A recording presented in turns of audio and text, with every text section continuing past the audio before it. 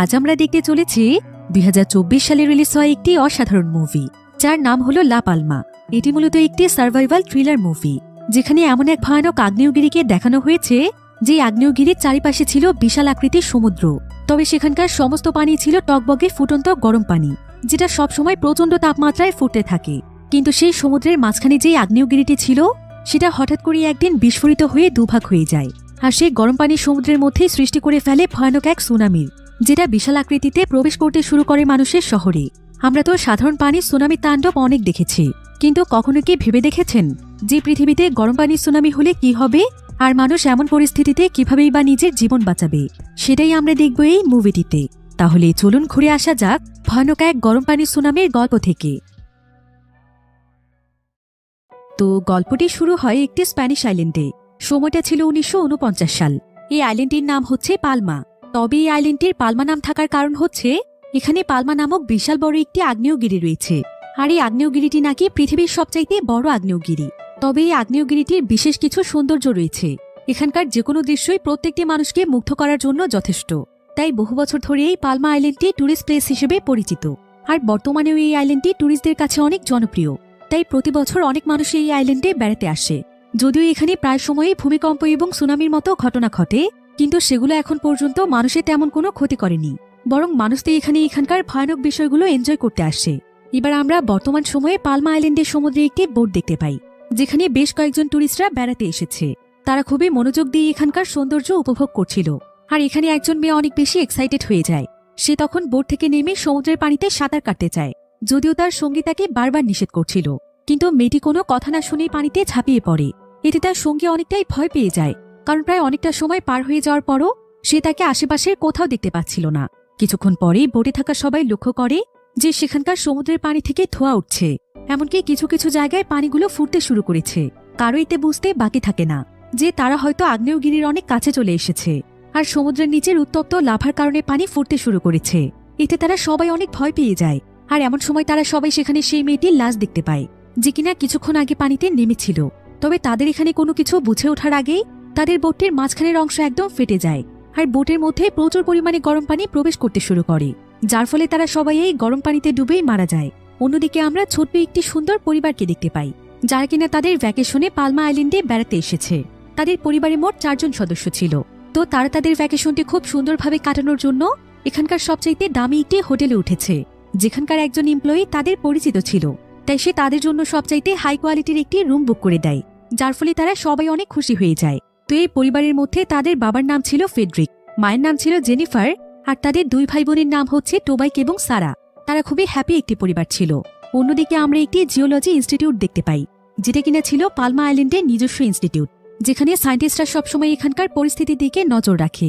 তো আজকেও বেশ কয়েকজন সায়েন্টিস্ট মনিটরের মাধ্যমে পালমা আইল্যান্ডের আগ্নেয়গিরির পরিস্থিতির উপর নজর রাখছিল। আর এখানে তারা সমুদ্রের মধ্যে সেই বোটটিকেও দেখতে পায়, যেটা সমস্ত টুরিস্টরা কিছুদিন আগে মারা গিয়েছে। তবে এই ভয়ানক দুর্ঘটনাটি সকলকে একদম অবাক করে দিয়েছিল, কারণ যে জায়গাতে এই দুর্ঘটনাটি হয়েছে সেটা নাকি আগ্নেয়গিরি থেকে অনেক দূরে অবস্থিত, আর সেখানে আজ পর্যন্ত কোনোদিনও এমন ঘটনা ঘটেনি। তাই নিশ্চয়ই সমুদ্রের নিচে এমন কিছু ঘটছে যেটা সম্পর্কে তারা এখনো আন্দাজ করতে পারছে না। তো এখানে আমরা মেরিন নামক একজন মেয়েকে দেখতে পাই। তারও দায়িত্ব হচ্ছে আগ্নেয়গিরির সমস্ত কিছুর দিকে নজর রাখা। তো সেইখানে যখন আগ্নেয়গিরির ট্রান্সমিটারের ডাটা চেক করতে আসে, তখন কম্পিউটারে কোনো সিগন্যালই পাওয়া যাচ্ছিল না।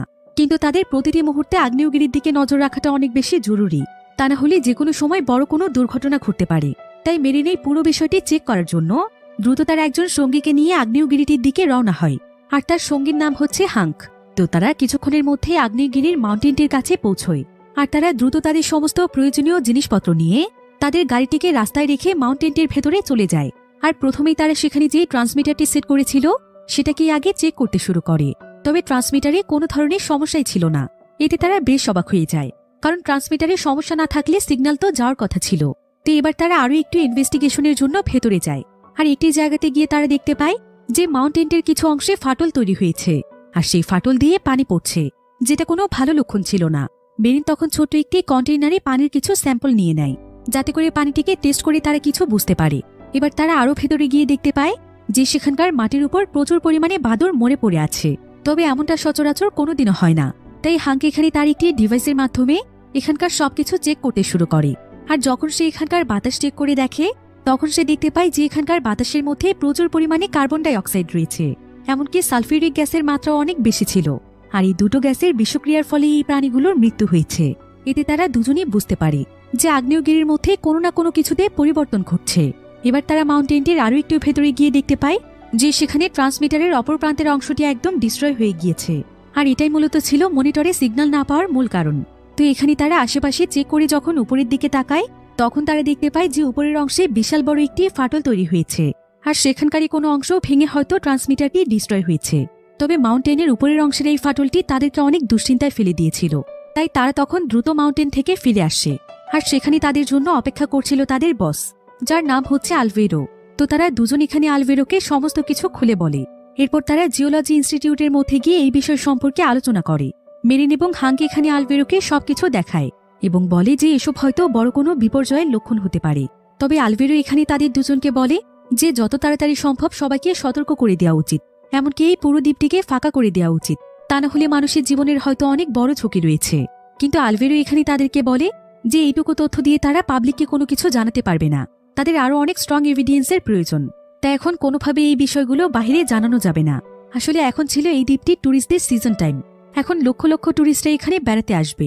তাই যদি কিছুদিনের জন্য এই দ্বীপটিকে বন্ধ করে দেওয়া হয়, এটা তাদের দেশের অর্থনৈতিক খাতে অনেক বড় প্রভাব ফেলবে। তাই আলভেরো মেরিন এবং হাঙ্কে আরও কাজ করতে বলে। তবে আলভেরোর এই পদক্ষেপ মেরিনের কাছে একদমই পছন্দ হয় না, কারণ তার কাছে মনে হচ্ছিল যে আলভেরো মানুষের জীবনের কোনো পরোয়াই করছে না। কিন্তু এমন সময় হাঙ্ক এখানে মেরিনকে বলে, তুমি আলভেরোকে ভুল বুঝো না, এখানে ওনারও কোনো দোষ নেই। আসলে আজ থেকে প্রায় 3 বছর আগে এমন কিছু এভিডেন্স আমরা আগেও পেয়েছিলাম এবং ভেবেছিলাম যে অনেক বড় দুর্ঘটনা হতে চলেছে, যার ফলে আলভেরো তখন প্রেস কনফারেন্সের মাধ্যমে সকল মানুষকে সতর্ক করে দিয়েছিল এবং তার কথা মতো দ্বীপটিকে প্রায় অনেকদিন বন্ধ করে রাখা হয়েছিল। কিন্তু অনেকদিন সময় পার হয়ে যাওয়ার পরও দ্বীপের মধ্যে কোনো কিছুই ঘটেনি, সবকিছু একদম স্বাভাবিক ছিল। তবে এতদিন যাবৎ দ্বীপটি বন্ধ থাকার কারণে দেশের অর্থনীতির সমস্ত প্রভাব এসে পড়ে আলভেরোর উপর। এমনকি গভর্নমেন্টের পক্ষ থেকে তাকে নোটিশও দেয়া হয় যে যতদিন সে কোনো দুর্যোগ সম্পর্কে একদম নিশ্চিত না হয়ে যাবে, ততদিন পর্যন্ত ট্যুরিস্টদের মধ্যে সে যেন কোনো আতঙ্ক না ছড়ায়। আর তাই আলভেরো এবার অনেক বেশি দ্বিধাদ্বন্দ্বে ভুগছে। এবার মেরিন এখানকার মনিটরের মধ্যে মনিটরিং করে দেখছিল যে যদি এখানে আগ্নেয়গিরির ফলে কোনো সুনামি আসে, তাহলে সেটার বিস্তার আসলে কতটা বড় হতে পারে। মেরিন দেখতে পায় যে সুনামির প্রভাব অনেক খারাপভাবে এখানে পড়বে, এমনকি পুরো দ্বীপটি হয়তো ধ্বংস হয়ে যেতে পারে। তাই মেরিন এই সমস্ত বিষয় নিয়ে অনেক বেশি দুশ্চিন্তায় ছিল। এবার যখন সে তার বাড়িতে ফিরে আসে, তখন বাড়িতে তার ভাই এরিক একটি প্রজেক্ট নিয়ে কাজ করছিল। তো এরিক এখানে মেরিনকে বলে যে সে তার ডাইভিং এর নেক্সট প্রজেক্টটি কমপ্লিট করে ফেলেছে।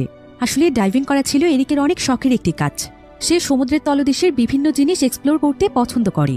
তো এবার এরিক তার বোন মেরিনকে বেশ কয়েকটি পিকচার দেখায়, যেখানে দেখা যায় যে অনেকগুলো কচ্ছপ একসঙ্গে পালমা দ্বীপের সমুদ্রের মধ্যে ট্রাভেল করছে, যেটা খুবই অদ্ভুত একটি ব্যাপার ছিল, কারণ কচ্ছপেরা সবসময় একা একা ট্রাভেল করে। তাই একসঙ্গে এতগুলো কচ্ছপের একসাথে ট্রাভেল করাটা মোটেও স্বাভাবিক বিষয় ছিল না। তো মেরিন যেহেতু একজন রিসার্চার ছিল, তাই সে এখানে এরিককে বলে যে সে খুব দ্রুতই এই বিষয়টি সম্পর্কে রিসার্চ করে দেখবে। অন্যদিকে আমরা ফ্রেডরিক এবং তার পরিবারকে দেখতে পাই, যারা কিনা একসঙ্গে লাঞ্চ করার জন্য বসেছিল। তো তারা সবাই মিলে যখন খাবার অর্ডার করছিল, তখন সারা দেখতে পায় যে তাদের সামনের টেবিলে বসে থাকা একটি মেয়ে তাকে দেখে হাসছে। সারার কাছে মেয়েটিকে অনেক হাসি খুশি মনে হয়। তাই লাঞ্চ শেষ করে সারা তখন মেয়েটির সঙ্গে বন্ধুত্ব করতে যায়। সারা জানতে পারে যে মেয়েটির নাম হচ্ছে চার্লি। তো সারা এবং চার্লি এখানে অনেক গল্প করে, আর অল্প সময়ের মধ্যে তারা দুজন খুব ভালো বন্ধু হয়ে যায়। এরপর চার্লি এখানে সারাকে বলে যে সে এবং তার বন্ধুরা মিলে অনেক বড় একটি পার্টির আয়োজন করেছে, তাই সারাকে তাদের এই পার্টিতে জয়েন হতে চায়। কিন্তু সারা চার্লিকে তাকে ইনভাইট করার জন্য ধন্যবাদ জানায়। তবে সে বলে যে সে চাইলেও পার্টিতে যেতে পারবে না, কারণ তাকে তার ছোট ভাইয়ের খেয়াল রাখতে হবে, যদিও তার পার্টিতে যাওয়ার অনেক ইচ্ছে ছিল। এদিকে সারার বাবা এখানে তাদের সমস্ত কথা শুনছিল। তাই কিছুক্ষণ পরে সে সারাকে বলে যে এই হোটেলে নাকি ভলেন্টিয়ার রয়েছে, তাই সে সারার ভাই তোবাইকের জন্য একজন ভলেন্টিয়ার রাখবে। সারা চাইলে তার বন্ধুর সঙ্গে পার্টিতে যেতে পারে। একথা শুনে সারা অনেক খুশি হয়ে যায়, আর সে সঙ্গে সঙ্গেই পার্টিতে জয়েন করার জন্য চলে যায়। এবার কিছুক্ষণ পর ফ্রেডরিক তার ওয়াইফ জেনিফারকে খুঁজছিল, কিন্তু এমন সময় সে দেখতে পায় যে জেনিফার এখানকার একজন এমপ্লয়ির সঙ্গে কথা বলছে, যে কিনা তাদের পরিচিত ছিল। কিন্তু ফ্রেডরিকের কাছে এই বিষয়টি মোটেও ভালো লাগে না, কারণ তারা দুজনই একে অপরের সঙ্গে অনেক হেসে হেসে কথা বলছিল। তো এবার ফ্রেডরিক যখন তার ছেলের দিকে তাকায়, তখন সে পেছনে ঘুরিয়ে দেখতে পায় যে তার ছেলে এখানে নেই। এতে সে অনেক ভয় পেয়ে যায়, আর সে আশেপাশে সমস্ত জায়গাতেই তাকে খুঁজতে শুরু করে, কিন্তু কোথাও সে টোবাইককে দেখতে পাচ্ছিল না। তাই সে সঙ্গে সঙ্গে তার মেয়ে সারার কাছে চলে যায়। এরপর সারা এবং সে দুজন মিলে টোবাইককে খুঁজতে শুরু করে। এবার অনেক সময় ধরে খোঁজাখুঁজির পর তারা সবাই টোবাইককে দূরের একটি ছোট্ট মাউন্টেনের উপর দেখতে পায়, যে কিনা সমুদ্রের দিকে তাকিয়ে কিছু একটা দেখছিল। সবাই তখন দৌড়ে টোবাইকের কাছে যায়। এরপর তারা মাউন্টেন থেকে সমুদ্রের দিকে তাকিয়ে দেখতে পায় যে সেখানে একসঙ্গে অনেকগুলো কচ্ছপ রয়েছে, যারা কিনা দল বেঁধে তাদের স্থান পরিবর্তন করছে। আর টোবাইক এখানে অনেক সময় ধরে দাঁড়িয়ে এটাই দেখছিল। এবার সেদিন জেনিফার এবং ফ্রেডরিক যখন তাদের রুমে ছিল, তখন সেখানে হোটেলে সেই এমপ্লয়ি আসে, আর সে জেনিফারকে একটি কার রাইডের জন্য অফার করে। ফ্রেডরিক এতে প্রচন্ড রেগে যায়, আর সে সেই এমপ্লয়ির সঙ্গে বাজে ব্যবহার করে তাকে চলে যেতে বলে। এতে করে জেনিফার এবং তার মধ্যে ঝগড়া শুরু হয়ে যায়, কারণ জেনিফার বলছিল যে একজন এমপ্লয়ির সঙ্গে এমন আচরণ করার কি আছে, সে তো তাদের সঙ্গে কোনো খারাপ আচরণ করেনি। তো তাদের দুজনের ঝগড়া পাশের রুম থেকে সারা এবং টোবাইক শুনছিল। এতে তাদের দুই ভাই বোনের একদম মন খারাপ হয়ে যায়, আর তাদের ভ্যাকেশনের পুরো আনন্দটাই যেন মাটি হয়ে যায়। অন্যদিকে আমরা আলভেরোকে দেখতে পাই। আলভেরো মর্গের একজন ডক্টরের সঙ্গে কথা বলতে এসেছে, যেখানে সেই বোর্ড অ্যাক্সিডেন্টে মারা যাওয়া লাশগুলোর তদন্ত চলছিল। তো ডক্টর এখানে আলভেরোকে কিছু ছবি দেখায়। আলভেরো তখন ডক্টরের কাছে তাদের মৃত্যুর কারণ জানতে চায়। ডক্টর তখন আলভেরোকে জানায় যে তাদের শরীর আসলে প্রচন্ড গরম গ্যাসের জন্য পুড়ে গিয়েছে, আর সেই গ্যাসের মধ্যে তারা প্রচুর পরিমাণে কার্বন ডাই অক্সাইড এবং সালফার গ্যাস পেয়েছে। কিন্তু সচরাচর পানির মধ্যে এই ধরনের গ্যাস থাকে না। তবে সেই পানিতে এই সমস্ত গ্যাস থাকার একটি কারণ থাকতে পারে, সেটা হলো আগ্নেয়গিরির লাভা। হতে পারে আগ্নেয়গিরির তলদেশ দিয়ে লাভা পানির উপরের দিকে চলে আসছে, যার ফলে সেখানকার পানি ফুটন্ত হয়ে যাচ্ছে, আর এতে করে আগ্নেয়গিরির বিস্ফোরণের আশঙ্কা অনেকটাই বেড়ে যাবে। তাই ডক্টরও এখানে আলভেরোকে সতর্ক হয়ে যেতে বলে এবং যত তাড়াতাড়ি সম্ভব ব্যবস্থা নিতে বলে। কিন্তু আলভেরো এখানে এমন একটি ভাব করছিল যেন কিছুই হয়নি। আলভেরো বলে যে সেই টুরিস্টরা আগ্নেয়গিরির অনেক কাছে চলে গিয়েছিল, তাই তাদের সঙ্গে এই ধরনের দুর্ঘটনা ঘটেছে, এর বাইরে আর কিছুই নয়। এই বলেই আলভেরো দ্রুত সেখান থেকে বেরিয়ে যায়। অন্যদিকে আমরা সেই জিওলজি ইনস্টিটিউট দেখতে পাই, যেখানে মেরিন এবং হাং তাদের রিসার্চ চালিয়ে যাচ্ছিল। তারা এখানে তাদের সেই স্যাম্পলের রেজাল্ট দেখছিল। তো সেই পানি স্যাম্পলটির মধ্যে দেখা যায় যে এই পানিতে মিনারেল অনেক কম রয়েছে, অর্থাৎ সমুদ্র থেকে মাউন্টেনে পানি আসতে অনেক সময় লেগেছে। এর মানে হচ্ছে ফাটলটি হয়তো অনেক চিকন। তো এবার তারা দুজন মিলে মাউন্টেনটির সবকিছু চেক করে দেখছিল যে ফাটলটি আসলে কোন জায়গাতে রয়েছে। তবে হাঙ্কের কাছে এই ফাটলটি অনেক পরিচিত লাগছিল। তাই হাঙ্ক এখানে মেরিনকে জানায় যে আজ থেকে প্রায় বহু বছর আগে 1949 সালে এই মাউন্টেনে এমনই একটি ফাটল তৈরি হয়েছিল, আর সেই সময় এই আগ্নেয়গিরিটির মধ্যে একটি বিস্ফোরণ ঘটেছিল। কিন্তু সেই সময় যেহেতু এখানে কোনো মানুষজনই ছিল না, তাই কারোই তেমন কোনো ক্ষতি হয়নি। তাহলে বর্তমানের এই ফাটল কি বিস্ফোরণের লক্ষণ?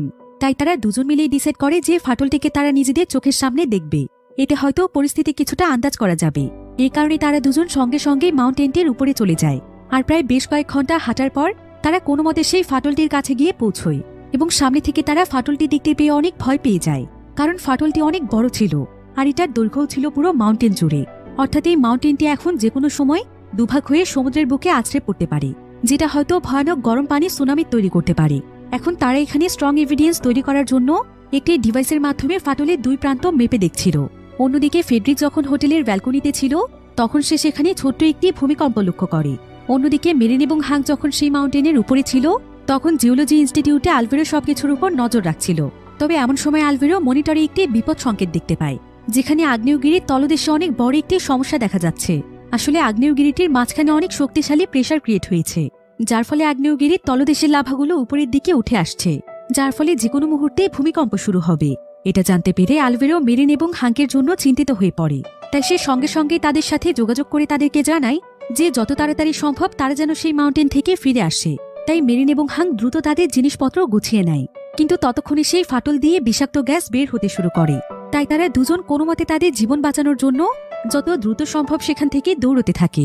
কিন্তু বিষাক্ত গ্যাসের গতি এতটাই দ্রুত ছিল যে মুহূর্তের মধ্যেই পুরো মাউন্টেনটি গ্যাস দিয়ে ভরে যাচ্ছিল।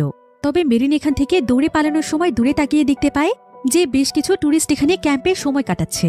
মেরিন তখন চিৎকার করে তাদের সবাইকে পালাতে বলছিল। তবে তার আগে সে তাদের সবার কাছে দৌড়ে গিয়ে শেখায় যে কিভাবে এই গ্যাস থেকে বাঁচার জন্য একটি কাপড়ে পানি দিয়ে তাদের নাক মুখ চেপে ধরতে হবে। তো সবাই এখানে মেরিনের দেখানো পদ্ধতি অবলম্বন করে দৌড়তে শুরু করে, কিন্তু কিছুক্ষণের মধ্যেই চারিপাশটা ধোঁয়া দিয়ে একদম অন্ধকার হয়ে যায়। কেউই এখানে পরিষ্কারভাবে কিছুই দেখতে পাচ্ছিল না, যার ফলে মেরিন এখানে সকলের কাছ থেকে আলাদা হয়ে যায়। তারপরও সে যখন সামনের দিকে এগিয়ে যাওয়ার চেষ্টা করে, তখন সে সেখানে পিছলে পড়ে যায়, আর সে মাউন্টেনের উপর থেকে গড়িয়ে গড়িয়ে নিচে এসে পড়ে অজ্ঞান হয়ে যায়। আর প্রায় কয়েক ঘন্টা পর যখন তার জ্ঞান ফিরে আসে, তখন সে নিজেকে একটি হসপিটালের মধ্যে দেখতে পায়। আর ঠিক এমন সময় তার কাছে আলভেরো আসে। মেরিন তখন আলভেরোর কাছে হাঙ্কের কথা জানতে চায়।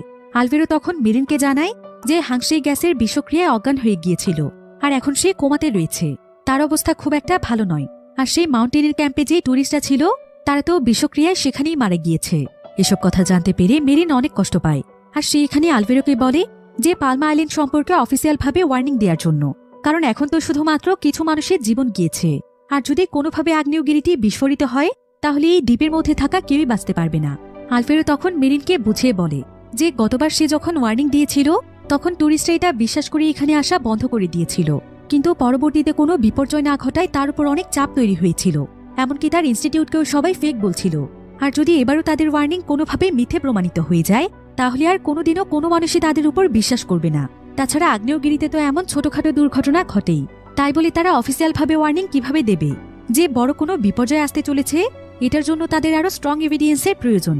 কিন্তু মেরিন তখন আলভেরোকে জানায় যে সে ছোটবেলায় একটি সুনামির কারণে তার মা বাবা দুজনকেই হারিয়েছে, তাই সে খুব ভালো করেই জানে যে এর প্রভাব কতটা ভয়ানক হতে পারে। তাই মেরিন তখন সঙ্গে সঙ্গে তার ভাই এরিককে ফোন করে এবং তাকে যত তাড়াতাড়ি সম্ভব পালমা আইল্যান্ড ছাড়তে বলে। অন্যদিকে আমরা সারাকে দেখতে পাই। সারা এখানে চার্লির সঙ্গে গল্প করছিল, আর চার্লি এখানে সারার সঙ্গে তার বয়ফ্রেন্ডকে পরিচয় করিয়ে দেয়। অন্যদিকে ফেডরিক তার ওয়াইফ জেনিফারের রাগ ভাঙানোর চেষ্টা করছিল, তাই সে এখানে জেনিফারকে মাউন্টেনে ঘুরতে নিয়ে যেতে চায়। কিন্তু এমন সময় সেখানে দাঁড়িয়ে থাকা একজন ব্যক্তি তাদেরকে জানায় যে গতকালই মাউন্টেনে যাওয়ার সমস্ত রাস্তা বন্ধ করে দেওয়া হয়েছে, কারণ সেই মাউন্টেনে নাকি বেশ কয়েকজন ট্যুরিস্ট মারা গিয়েছে। সেই সাথে লোকটি এখানে কিছুদিন আগে সেই বোট অ্যাক্সিডেন্টের কথাও জানায়, যেখানে অনেকগুলো মানুষ গরম পানিতে ডুবে মারা গিয়েছিল। এবার ফেডরিক এবং তার পরিবার যখন আবারও হোটেল রুমে ফিরে আসে তখন সামান্য একটু বিষয় নিয়ে তাদের আবারও ঝগড়া শুরু হয়ে যায়, আর তারা দুজনই দুজনকে এখানে নানা ধরনের কথা শোনায়। এদিকে এবারও তাদের ঝগড়া তাদের ছেলেমেয়েরা শুনছিল, আর ঝগড়ার এক পর্যায়ে ফেডরিক এখানে জেনিফারকে বলে, আমার জীবনে সবচাইতে বড় ভুল ছিল তোমাকে এবং তোমার মেয়েকে মেনে নেয়া। অর্থাৎ সারা আসলে ফেডরিকের সৎ মেয়ে ছিল। ফেডরিকের এই কথায় জেনিফার অনেক কষ্ট পায়, আর সে ওয়াশরুমে গিয়ে প্রচণ্ড কাঁদতে থাকে। এদিকে সারাও তার বাবার কথায় কষ্ট পেয়ে হোটেল থেকে বেরিয়ে যায়, আর সে তার আঙ্কেল জেন্সকে ফোন দিয়ে জানায় যে সে আর কোনোভাবেই হোটেলে থাকতে চাইছে না, কারণ সে তার পরিবারের সঙ্গে আর একদিনও থাকতে চায় না। যত তাড়াতাড়ি সম্ভব সে বাড়িতে ফিরতে চায়, তাই সে তার আঙ্কেলকে তার জন্য কিছু টাকা পাঠাতে বলে যাতে করে সে প্লেনে টিকিট কেটে বাড়িতে ফিরতে পারে। কিন্তু তার আঙ্কেল তাকে এখানে বোঝানোর চেষ্টা করে। সে তাকে বলে যে সে এখনো অনেক ছোট, তাই এত দূর থেকে একা একা আসাটা তার জন্য অনেক বড় রিস্ক, তাই সে তার পরিবারকে ভুল না বুঝে তাদের সঙ্গে যেন আসে। পরিবারে মাঝে মাঝে এমন ছোটখাটো অনেক বিষয় ঘটে, তাই বলে এভাবে না বলে পরিবারকে ছেড়ে আসাটা ঠিক নয়। সারা এতে রাগ করে ফোন কেটে দেয়। জিন্স তখন বারবার তাকে ফোন করলেও সে ফোন ধরে না, তাই জিন্স এবার সোজা তার বোন জেনিফারকে ফোন দেয়। কিন্তু জেনিফার এখানে নিজেকে শান্ত করার জন্য ইয়োগা করছিল, তাই সে কোনোভাবেই ফোন রিসিভ করছিল না। অন্যদিকে সারা তার সেভিংসের টাকা দিয়ে বিমানের টিকিট কেটে ফেলে, আর সে তাদের শহর মাদ্রিদের উদ্দেশ্যে রওনা হয়। কিন্তু ঠিক এমন সময় তাকে তার বান্ধবী সারা একটি মেসেজ করে। অন্যদিকে আমরা মেরিন এবং আলভেরোকে দেখতে পাই। তারা দুজনই এখন অফিসিয়ালভাবে বিপদ সংকেতের অ্যানাউন্সমেন্ট করতে চাইছিল, তাই এই ব্যাপারে কথা বলার জন্য তারা সেখানকার মেয়রের কাছে যায়। কিন্তু মেয়র তখন এখানে তাদেরকে বলে যে এমনও তো হতে পারে এটা আগেরবারের মতোই কোনো ভুল সতর্ক সংকেত। কিন্তু মেরিন এবং আলভেরো এখানে তাকে বিষয়গুলো বোঝাতে সক্ষম হয়, যার ফলে মেয়র তাদের জন্য গভর্নমেন্টের সঙ্গে একটি ইমার্জেন্সি মিটিংয়ের ব্যবস্থা করে দেয়। এবার মেয়রের সঙ্গে কথা শেষ করে মেরিন তার ভাই এরিকের কাছে আসে, আর সে যত তাড়াতাড়ি সম্ভব এরিককে তাদের নিজেদের বাড়িতে ফিরে যেতে বলে। সে তাকে জানায় যে যেকোনো সময় তার বিপদ ঘটতে পারে, কিন্তু এরিক তার কোনো কথাই শোনে না। সে বলে ডাইভিংয়ের জন্য তার নেক্সট প্রজেক্ট একদম রেডি, তাই সে যদি এখন সবকিছু ফেলে চলে যায় তাহলে তার সমস্ত পরিকল্পনা নষ্ট হয়ে যাবে। তাই মেরিনকে এটা চায় যে তার এতদিনের পরিশ্রম বৃথা চলে যাক। এই বলে এরিক সেখান থেকে চলে যায়। এরপর আমরা জিওলজি ইনস্টিটিউট দেখতে পাই, যেখানে আলভেরো এবং তার সঙ্গীরা লক্ষ্য করে যে মাউন্টেন এবং সমুদ্রের আশেপাশে এখন ছাই দেখা যাচ্ছে, যেটা আগ্নেয়গিরি বিস্ফোরণের একটি লক্ষণ। কারণ আগ্নেয়গিরির বিস্ফোরণের আগে তিনটি লক্ষণ দেখা যায়। প্রথম হলো বিষাক্ত গ্যাস, দ্বিতীয় হলো আগ্নেয়গিরির ছাই, এবং সর্বশেষ হচ্ছে লাভা। আর এর মধ্যে দুটো লক্ষণ অলরেডি দেখা দিয়েছে, তাই এটাই এখন তাদের জন্য সবচাইতে বড় এভিডেন্স।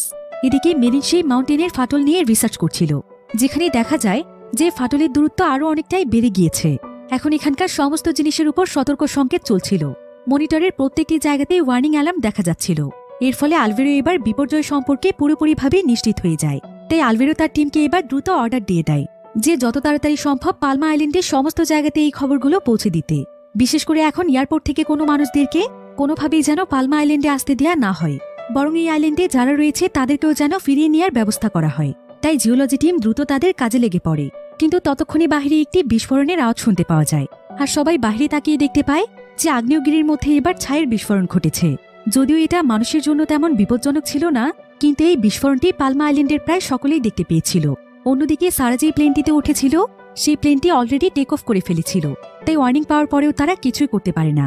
যখনই প্লেনটি আগ্নেয়গিরির সামনে পৌঁছে যায় তখনই সেখানকার তাপের কারণে প্লেনটিতে আগুন লেগে যায়, যার ফলে প্লেনটি একটি জায়গাতে এসে ক্র্যাশ করে। আর এই প্লেনের পরিস্থিতি দেখতে পেয়ে সকলেই অনেক ভয় পেয়ে যায়। অন্যদিকে জেনিফার এবার তার ভাই জেন্সের ফোন ধরে। সে তাকে জানায় যে সারা রাগ করে হোটেল থেকে বেরিয়ে গিয়েছে, আর সে পালমা এয়ারপোর্টের পরের ফ্লাইটে উঠতে চেয়েছিল। জেনিফার এতে অনেক ভয় পেয়ে যায়, আর সে দ্রুত তার মেয়ে সারাকে খুঁজতে বের হয়। সে তার হাজবেন্ড ফেডরিককেও বিষয়টি জানায়। তবে তারা এখানে ভাবছিল যে নিশ্চয়ই সারা সেই ফ্লাইটটি ক্যান্সেল হয়ে গিয়েছে। কিন্তু এমন সময় তারা জানতে পারে যে আসলে সেই প্লেনটি কিছুক্ষণ আগেই ক্র্যাশ করেছে। আর কিছুক্ষণের মধ্যেই এই প্লেন ক্র্যাশের নিউজটি প্রায় সমস্ত জায়গাতেই ভাইরাল হয়ে যায়। এদিকে ফেডরিক তার পরিবারকে নিয়ে সেই হসপিটালে চলে যায়, যেখানে সে প্লেনের যাত্রীদেরকে রেস্কিউ করে আনা হয়েছে। ফেডরিক এবং জেনিফার সমস্ত জায়গাতে সারাকেই খুঁজছিল। তারা পুরো হসপিটাল একদম তন্ন তন্ন করে ফেলে, কিন্তু কোথাও সারা ছিল না। জেনিফার এতে যেন একদম পাগলের মতো হয়ে যায়। এমনকি সে হসপিটালে নার্সদের সঙ্গে চিৎকার চেঁচামেচি করতে থাকে। সে বারবার বলতে থাকে তার মেয়েকে এনে দিতে, তবে ফেডরিক তাকে কোনো মতে টেনে সেখান থেকে নিয়ে আসে। অন্যদিকে আলভেরো গভর্নমেন্ট এসে জরুরি মিটিংয়ে জয়েন করে, আর তারা পরিকল্পনা করতে থাকে যে তারা সবাইকে কিভাবে বাঁচাবে। প্রায় অনেক সময় যাবৎ কথাবার্তা বলে তারা তাদের মিটিং শেষ করে। এরপর আলভেরো এখানে তার পুরো টিমকে বলে যে তারা সবাই যেন তাদের জিনিসপত্র নিয়ে দ্রুত এখান থেকে চলে যায়। সে নিজে এখানে থেকে সমস্ত পরিস্থিতি মনিটরিং করতে চায়, কিন্তু মেরিন এখানে আলভেরোকে বারবার বলে যে সেও যেন তাদের সঙ্গে এখান থেকে চলে যায়। তবে আলভেরো কিছুতেই তার কোনো কথাই শুনতে চায় না। সে তাকে বলে যে যেহেতু বিপদ সংকেত দিতে তারই দেরি হয়েছে, তাই এখন সেই সবকিছু ফেলে দিয়ে কখনোই চলে যাবে না। সে তার জীবন দিয়ে হলেও চেষ্টা করবে সবাইকে বাঁচানোর। এই কারণে সে সেখানেই থাকতে চায়। মেরিন তখন তাকে শেষবারের মতো জড়িয়ে ধরে বিদায় জানায়। এরপর সে দ্রুত বাড়িতে এসে তার ভাই এরিককে খুঁজছিল, আর এরিক বাড়িতে না থাকায় সে তাকে বারবার ফোন দিচ্ছিল, কিন্তু এরিক তো কোনোভাবেই তার ফোন রিসিভ করছিল না। অন্যদিকে জেনিফার এবং ফেডরিকের কাছে একজন অফিসার আসে, আর সে তাদেরকে সেই ফ্লাইটের একটি লিস্ট দেখায়, যেখানে প্যাসেঞ্জারদের মধ্যে সারা মিসিং ছিল। অর্থাৎ তারা সারাকে অথবা সারার বডিও কোথাও খুঁজে পায়নি, কারণ সারা বসেছিল প্লেনের সামনের সিটে। আর যে সমস্ত প্যাসেঞ্জাররা সামনের দিকে বসেছিল তারা কেউই বেঁচে নেই, কারণ বিমানের সেই অংশটি বিস্ফোরণ হয়ে ধূলিসাৎ হয়ে গিয়েছে। জেনিফার এবং ফেডরিকের এতে বুঝতে বাকি থাকে না যে তাদের মেয়ে সারা আর বেঁচে নেই। এতে তারা দুজনই অনেক বেশি ভেঙে পড়েছিল। তারা কোনোভাবেই সারার মৃত্যু মানতে পারছিল না, কিন্তু তাদের ছেলে টোবাইকের কথা চিন্তা করে তারা নিজেদেরকে সামলে নেয়। আর তারা দুজনেই কোনো মতে তাদের হোটেলে ফিরে আসে। তবে হোটেল রুমে প্রবেশ করেই তারা দেখতে পায় যে টোবাইকের সঙ্গে তাদের মেয়ে সারা বসে আছে। এতে যেন তারা নিজেদের মাঝে প্রাণ ফিরে পায়। তারা দুজনই সঙ্গে সঙ্গে সারাকে জড়িয়ে ধরে কাঁদতে থাকে। আর ফেডরিকের কান্না দেখে সারা বুঝতে পারে যে ফেডরিক আসলে তাকে রাগ করে যা কিছুই বলুক না কেন, ফেডরিক তাকে অনেক ভালোবাসে। অন্যদিকে মেরিনের কাছে তার ভাইয়ের নাম্বার থেকে হঠাৎ করে একটি কল আসে, কিন্তু সিগন্যালে সমস্যা থাকায় সে ভালোভাবে কোনো কথাই বুঝতে পারছিল না। তাই সে দৌড়ে তার ভাইয়ের কাছে চলে যায়। আর সেখানে গিয়ে সে দেখতে পায় যে বেশ কয়েকজন পুলিশ অফিসার তার ভাইকে টেনে নিয়ে যাচ্ছে। মেরিন তখন তাদেরকে বাধা দেওয়ার চেষ্টা করে। সে কিছুতেই তার ভাইকে নিয়ে যেতে দিতে চাইছিল না, কিন্তু কিছুক্ষণ পরেই মেরিন দেখতে পায় যে ছেলেটি আসলে তার ভাই নয়। তবে সে এখানে পুলিশদের সঙ্গে ধস্তাধস্তি করতে গিয়ে একজন পুলিশকে আঘাত করে ফেলে, যার ফলে পুলিশ তখন তাকেও গাড়িতে তুলে নেয়। আর এমন সময় এটা দেখতে পায় তার ভাই এরিক। এরিক তার বোনকে বাঁচানোর চেষ্টা করলে একজন লোক তাকে বাধা দেয়। তবে কিছুক্ষণ পরেই এরিক সোজা পুলিশ স্টেশনে চলে যায়, আর সে তার বোনকে বলে যে সে যেভাবেই হোক তাকে বাঁচাবে। এমনকি তার দুপুরের ব্যবহারের জন্য সে তার কাছে ক্ষমা চায়, কারণ সে জানতে পেরেছে যে মেরিন যা বলেছে সেটাই সত্যি। এদিকে ততক্ষণে দ্বীপে সবকিছু একদম স্বাভাবিক হয়ে যায়। আগ্নেয়গিরি থেকে ছায়ের বিস্ফোরণও বন্ধ হয়ে যায়। তাই সবাই স্বাভাবিকভাবেই দ্বীপটিতে আবারও সময় কাটাচ্ছিল। কিন্তু পরের দিন সকালে জেন্স জেনিফারকে ফোন করে। জেন্স আসলে একটি আবহাওয়া অধিদপ্তরে কাজ করে, তাই তার কাছে আবহাওয়ার সমস্ত খবরই থাকে। তো জেন্স এখানে জেনিফারকে বলে যে জেনিফার যেন দ্রুত তার পরিবারকে নিয়ে সেখান থেকে ফিরে আসে, কারণ সে সিক্রেটভাবে খবর পেয়েছে যে মাউন্টেনটির ফাটলের মাত্রা অনেক বেড়ে গিয়েছে। যে কোনো সময় এটা সমুদ্রের মধ্যে পড়লে বিশাল সুনামি হবে, তখন কেউ বাঁচতে পারবে না। কিন্তু গভর্নমেন্ট এখন এই পুরো বিষয়টি সকলের কাছে হাইড করতে চাইছে, কারণ যদি এই খবরগুলো সমস্ত জায়গাতে লিক হয়ে যায় তাহলে পুরো ওয়ার্ল্ড থেকেই তাদের এই পালমা আইল্যান্ডকে নিষিদ্ধ করে দেওয়া হতে পারে। এতে তাদের দেশের অর্থনীতিতে অনেক বড় প্রভাব পড়বে। তাছাড়া জেন্স তাকে আরও জানায় যে সে তাদের অধিদপ্তরে এসে চেক করেছে পালমা আইল্যান্ডে যত বড় বড় কার্গো শিপ ছিল, এমনকি যত দামি দামি বোট এবং জাহাজ ছিল, সেই সমস্ত কিছুকেই গভর্নমেন্ট গোপনে সরিয়ে আনছে। তাই তাদের বেশি দেরি হয়ে গেলে তারা আর কোনো বটি পাবে না। তাই এটা জানতে পেরে জেনিফার এবং ফ্রেডরিক তাদের সমস্ত জিনিসপত্র গুছিয়ে নেয়। তারা আর হোটেলের মধ্যে এক মুহূর্তও দেরি করতে চাইছিল না। অন্যদিকে সারা চলে যায় চার্লিকে এই ব্যাপারে জানাতে, কিন্তু হোটেল রুমের কোনো জায়গাতেই চার্লি ছিল না। সারা এতে অনেক দুশ্চিন্তায় পড়ে যায়, কিন্তু তাদের হাতে আর কোনো সময় না থাকায় তারা সবাই হোটেল থেকে বেরিয়ে যায়। তবে তারা রাস্তায় এসে দেখতে পায় যে রাস্তা পুরোপুরিভাবে ফাঁকা। রাস্তায় তেমন একটা ট্যাক্সিও পাওয়া যাচ্ছিল না। তাই কোনো উপায় না থাকায় ফেডরিক একটি গাড়ি চুরি করে সেখান থেকে রওনা হয়।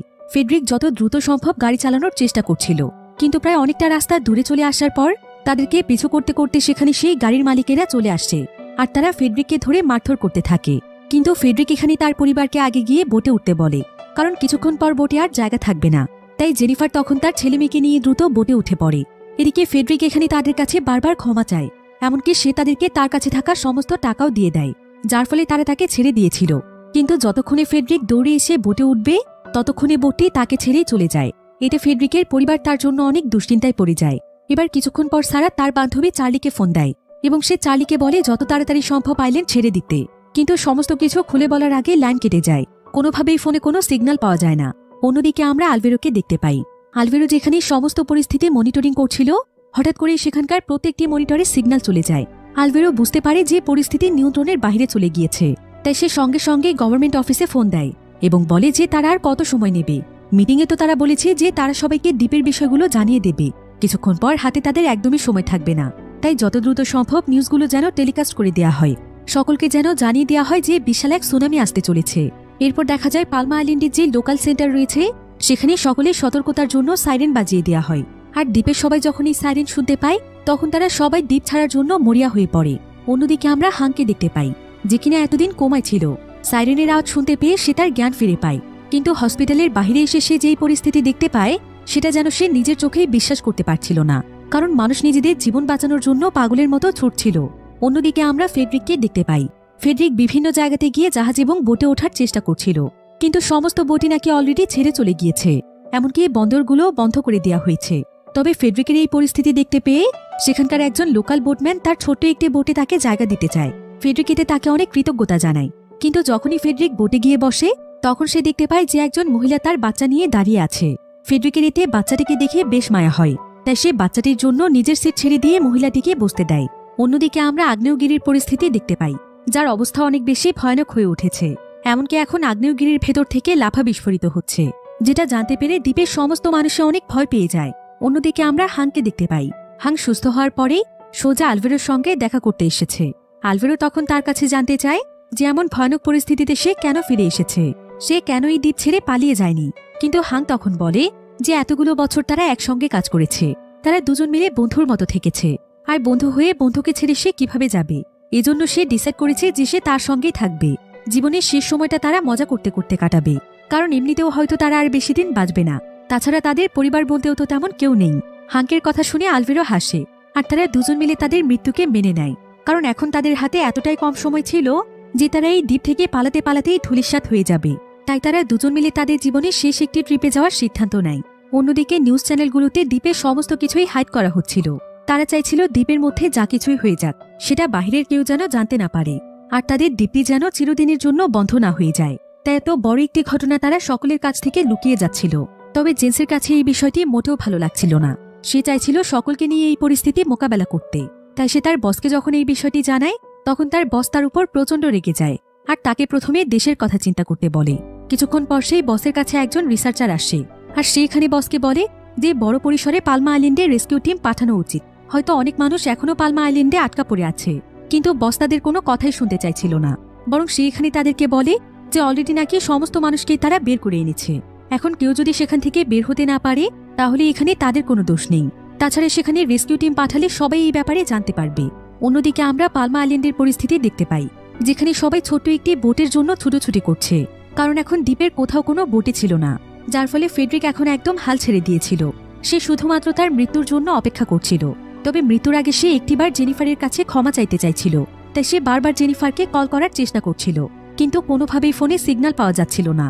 অন্যদিকে পুলিশ স্টেশনে আমরা এরিককে দেখতে পাই, যে কিনা পুলিশ স্টেশনে পুলিশদের কাছে অনুরোধ করছিল তার বোনকে ছেড়ে দেওয়ার জন্য, কিন্তু পুলিশরা এখানে নিজেদের জীবন নিয়ে সেখান থেকে পালিয়ে যায়। তবে সৌভাগ্যবশত সেখানে লকারের চাবি ছিল, তাই এরিক সঙ্গে সঙ্গে তার বোনকে ছাড়িয়ে নেয়। এমনকি সে সেখানে বন্দি সমস্ত কয়েদিদেরকে মুক্ত করে দেয়, আর তারা সবাই মিলে পালিয়ে বোট খোঁজার উদ্দেশ্যে রওনা হয়। তবে রাস্তাতেই তারা আগ্নেয়গিরির আরও একটি বড় বিস্ফোরণ লক্ষ্য করে, অর্থাৎ এই মাউন্টেনটি এখন যে কোনো সময় দুভাগ হয়ে যাবে। তাই মেরিন এবং এরিক যখন দৌড়ে বোটের উদ্দেশ্যে যাচ্ছিল তখন রাস্তাতে ফেডরিক তাদেরকে দেখতে পেয়ে জানায় যে সেদিকে গিয়ে কোনো লাভ নেই, আশেপাশে কোথাও একটি বোটও নেই, মানুষ সমস্ত বোট নিয়েই চলে গিয়েছে। কিন্তু এরিক এখানে জানায় যে তার ডাইভিং এর জন্য তার নিজের কাছে একটি পার্সোনাল বোট আছে। ফেডরিক এটা শুনে অনেক খুশি হয়ে যায়, আর সে তাদের কাছে সাহায্য চায়। এরপর তারা তিনজন মিলে সোজা সেই বোটটির কাছে চলে যায়। কিন্তু যখনই তারা বোটে করে রওনা হতেই যাবে ঠিক তখনই সেই জেলের একজন গ্যাংস্টার চলে আসে, যাকে এরিক মুক্ত করে দিয়েছিল, আর সে তাদেরকে বন্দুক তাক করে তাদের কাছ থেকে বোটটি নিয়ে যেতে চাইছিল। কিন্তু ফেডরিক তাকে জানায় যে সে চাইলে তাদের সঙ্গে আসতে পারে, তবে সেই গ্যাংস্টারটি তার পুরো টিম নিয়ে সেখান থেকে চলে যেতে চাইছিল, তাই সে তাদের সঙ্গে বোট শেয়ার করতে চাইছিল না, যার ফলে বাধ্য হয়ে ফেডরিক তার উপর আক্রমণ করে। কিন্তু এমন সময় ধস্তাধস্তিতে লোকটি এখানে তাকে গুলি করে মেরে ফেলে। ফেডরিক তার বোন মেরিনের কোলেই মারা যায়। মেরিনিতে ভীষণ কষ্ট পেয়েছিল। এদিকে ফেডরিক এখানে সাহস করে লোকটির উপর হামলা করে, আর লোকটি যখন তাকেও এখানে মেরে ফেলতে চাইছিল তখন ফেডরিক পাথর দিয়ে তার মাথায় একটি আঘাত করে এবং রাগের বশে তাকে পানিতে ডুবিয়েই মেরে ফেলে। এদিকে মেরিন তো কিছুতেই তার ভাইকে ছেড়ে যেতে চাইছিল না, কিন্তু ফেডরিক কোনো মতে তাকে বুঝিয়ে বোটে নিয়ে আসে, আর সে মেরিনকে শান্ত হতে বলে। আর এমন সময় সেখানে গ্যাংস্টার দলের বাকি লোকেরা আসলে ফেডরিক একাই তাদেরকে মেরে তাদেরকে বন্দুক দিয়ে ভয় দেখিয়ে দূরে সরিয়ে দেয়, আর দ্রুত তারা বোট স্টার্ট করে রওনা হয়। অন্যদিকে আমরা আলভেরো এবং হাংকে দেখতে পাই। তারা স্পেশাল একটি স্যুট পরে আগ্নেয়গিরির সামনে চলে এসেছে, আর এটাই হচ্ছে তাদের লাইফের শেষ ট্রিপ, যেখানে তারা দুঃসাহসিকভাবে আগ্নেয়গিরির সামনে দাঁড়িয়ে এটার বিস্ফোরণ দেখবে। তারা এখানে মুহূর্তটিকে এনজয় করার জন্য তাদের সঙ্গে করে একটি ওয়াইনও নিয়ে এসেছে। এরপর তারা এখানে গল্প করতে করতে ওয়াইন পান করছিল। অন্যদিকে আমরা জেনিফার এবং তার সন্তানদেরকে দেখতে পাই, যারা কিনা বিমানে ওঠার সময় পাসপোর্ট দেখিয়ে ব্যাচ নিচ্ছিল। আর এখানে ফার্নিন্দোর পাসপোর্ট সহ 4টি পাসপোর্ট থাকায় তাদেরকে সেখানে 4টি ব্যাচ দেয়া হয়। তবে প্লেনে ওঠার আগে এমন সময় সারা চার্লিকে দেখতে পায়, তাই সে দৌড়ে চার্লির কাছে আসে। তবে চার্লির কাছে কোনো ব্যাচ ছিল না, তাই সারা তখন তার বাবার ব্যাচটি চার্লিকে দিয়ে দেয়। অন্যদিকে মেরিন এবং ফেডরিক একটি দ্বীপে এসে দাঁড়িয়েছিল। তারা বুঝতে পারছিল না যে তাদের কোথায় যাওয়া উচিত। এদিকে আগ্নেয়গিরিটি এমন সময় প্রচণ্ড জোরে বিস্ফোরিত হয়ে যায়। আগ্নেয়গিরির তলদেশে যত লাভা রয়েছে সেই সমস্ত লাভা বাহিরে বেরিয়ে আসে, আর আগ্নেয়গিরিটি 2 ভাগ হয়ে সমুদ্রের মধ্যে তলিয়ে যেতে থাকে, যার ফলে সমুদ্রের পানিতে বিশাল বড় সুনামির সৃষ্টি হয়। এদিকে আগ্নেয়গিরির বিস্ফোরণে হাঙ্ক এবং আলভেরো সেখানেই মারা যায়। অন্যদিকে বিস্ফোরণটি এতটাই জোরে হয়েছিল যে পুরো পালমা দ্বীপ একদম কেঁপে ওঠে, এমনকি জেনিফারদের ফ্লাইটটিও কেঁপে ওঠে। জেনিফার এতে অনেক ভয় পেয়ে যায়, কারণ সারা চার্লিকে আনতে গিয়ে আর ফিরে আসেনি, তাই প্লেন ছাড়ার আগে সে তার ছেলেকে নিয়ে নেমে যায়, আর সে সারাকে খুঁজতে চলে যায়। কিন্তু অপর প্রান্তে সারা অলরেডি চার্লিকে নিয়ে প্লেনে উঠে গিয়েছিল। অন্যদিকে জেন্সদের অফিসে একটি প্রেস কনফারেন্সের আয়োজন করা হয়েছিল, আর জেন্স এখানে তাদের সকলের অন্যায় সহ্য করতে না পেরে চিৎকার করে মিডিয়ার সামনে পালমা আইল্যান্ডের সমস্ত কথা জানিয়ে দেয় এবং যত দ্রুত সম্ভব সেখানে রেস্কিউ টিম পাঠাতে বলে। অন্যদিকে ফেডরিকের কাছে একটি টেক্সট আসে। জেন্স আসলে তাকে একটি লোকেশন পাঠিয়েছিল যেখানে সেই সুনামির কোনো প্রভাব পড়বে না, আর সিগন্যাল ফিরে আসে টেক্সটটি এখন তার ফোনে এসেছে। তাই ফেডরিক তখন মেরিনকে নিয়ে বোটে করে সেই জায়গার উদ্দেশ্যে রওনা হয়। কিন্তু অন্যদিকে আগ্নেয়গিরির কাছ থেকে সুনামি বিশাল আকার ধারণ করেছে, আর এটা দ্রুত গতিতে ফেডরিকদের কাছেই আসছে।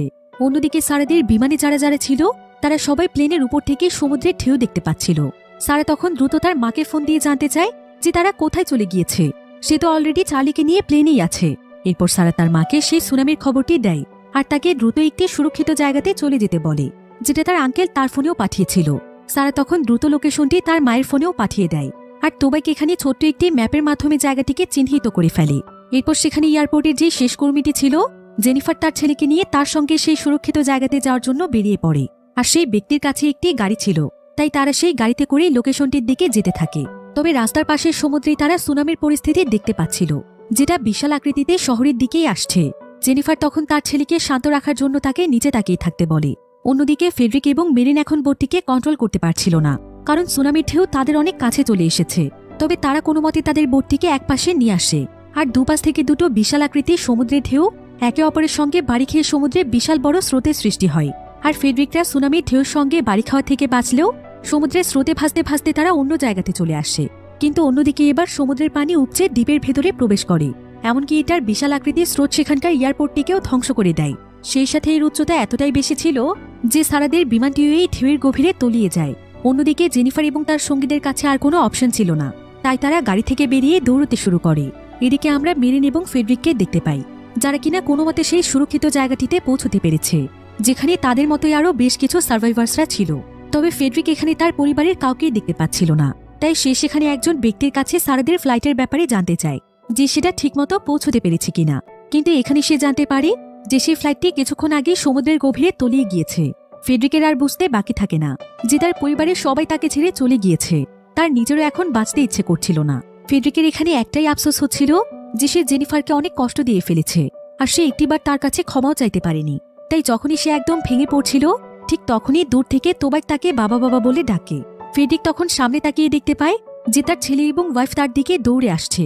সে তখন দৌড়ে গিয়ে তাদেরকে জড়িয়ে ধরে কাঁদতে থাকে, আর সে তাদের কাছে জানতে চায় যে তার মেয়ে সারা কোথায়। অন্যদিকে আমরা সারাকে দেখতে পাই, যে কিনা প্লেনের মধ্যে তার জ্ঞান ফিরে পায়।